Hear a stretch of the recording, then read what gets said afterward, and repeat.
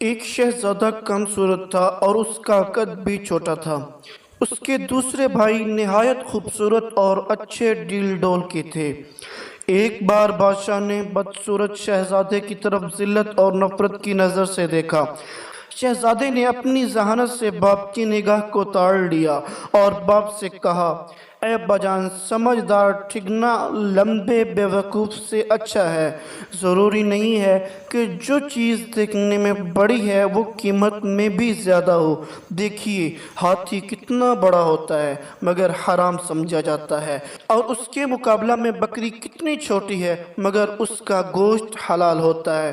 ساری دنیا کے پہاڑوں کے مقابلے میں طور بہت چھوٹا پہاڑ ہے، لیکن خدا کے نزدیک اس کی عزت اور مرتبہ بہت زیادہ ہے، کیونکہ حضرت موسیٰ علیہ السلام نے اس پہاڑ پر خدا کا نور دیکھا تھا۔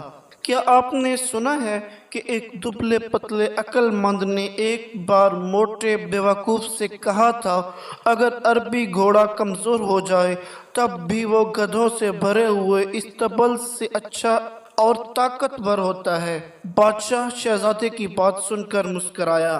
تمام امیر اور وزیر خوش ہوئے اور اس کی بات سب کو پسند آئی، لیکن شہزادے کے دوسرے بھائی اس سے جل گئے اور رنجیدہ ہوئے۔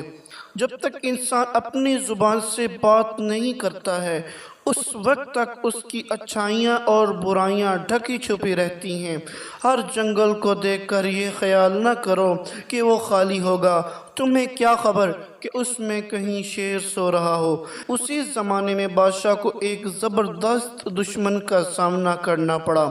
جب دونوں طرف کی فوجیں آمنے سامنے آئیں اور لڑائی شروع کرنے کا ارادہ کیا تو سب سے پہلے جو شخص لڑنے کے لیے میدان میں نکلا وہی بدصورت شہزادہ تھا، اور اس نے پکار کر کہا، میں وہ آدمی نہیں ہوں کہ تم لڑائی کے دن میری پیٹھ دیکھ سکو۔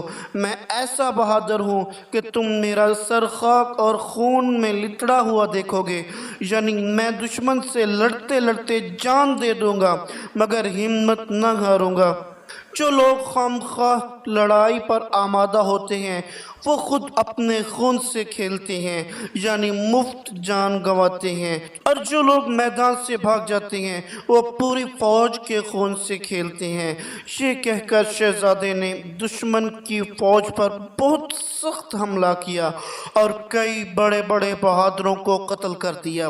جب باپ کے سامنے آیا تو آداب بجا لایا اور کہا، اے بجان، آپ نے میرے دبلے پتلے کمزور جسم کو ذلت کی نگاہ سے دیکھا اور ہرگز میرے ہنر کی قیمت کو نہ سمجھا۔ آپ کو معلوم ہونا چاہیے کہ پتلی کمر والا گھوڑا ہی لڑائی کے میدان میں کام آتا ہے۔ آرام اور آسائش میں پلا ہوا موٹا تازہ بیل کام نہیں آ سکتا۔ کہتے ہیں دشمن کی فوج بہت زیادہ تھی اور شہزادے کی طرف سپاہیوں کی تعداد بہت کم تھی۔ کچھ نے بھاگنے کا ارادہ کیا۔ شہزادے نے ان کو للکارا اور کہا، اے بہادرو، کوشش کرو اور دشمن کا مقابلہ کرو یا پھر عورتوں کا لباس پہن لو۔ اس کی بات سن کر سپاہیوں کی ہمت بڑھ گئی اور سب دشمن کی فوج پر ٹوٹ پڑے اور اس کو مار بھگایا اور دشمن پر اسی دن فتح حاصل کی۔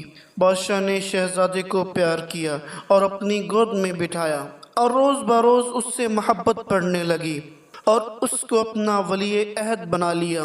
دوسرے بھائیوں نے یہ حال دیکھا تو حسد کی آگ میں جلنے لگے اور ایک دن بد شکل شہزادے کے کھانے میں زہر ملا دیا۔ اس کی بہن نے کھڑکی سے دیکھ لیا اور شہزادے کو خبردار کرنے کے لیے کھڑکی کے دروازے زور سے بند کیے۔ شہزادہ اس کی آواز سے چونک پڑا اور اپنی ذہانت سے سمجھ گیا کہ دال میں کچھ کالا ہے۔ کھانا چھوڑ دیا اور کہنے لگا، یہ تو نہیں ہو سکتا کہ بے ہنر لوگ زندہ رہیں اور ہنر مند مر جائیں۔ باپ کو اس واقعہ کی اطلاع دی گئی تو اس نے شہزادے کے سب بھائیوں کو بلایا، ان کو مناسب سزا دی۔ اس کے بعد ہر ایک کو اپنے ملک کا ایک ایک حصہ دے دیا تاکہ آپس میں جھگڑا فساد نہ کریں۔ اس طرح یہ فتنہ اور فساد ختم ہوا۔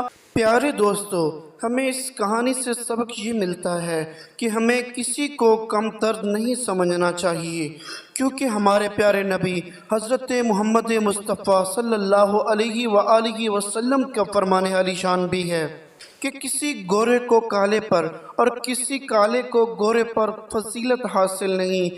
اگر کوئی کسی سے افضل ہے تو تقوی کی بنیاد پر ہے۔ پیارے دوستو، اس طرح کی مزید اچھی کہانیوں اور اسلامی واقعات کے لیے ہمارے اس چینل کو سبسکرائب کریں اور ہماری ویڈیو کو لائک اور شیئر ضرور فرمائیں۔ بہت شکریہ۔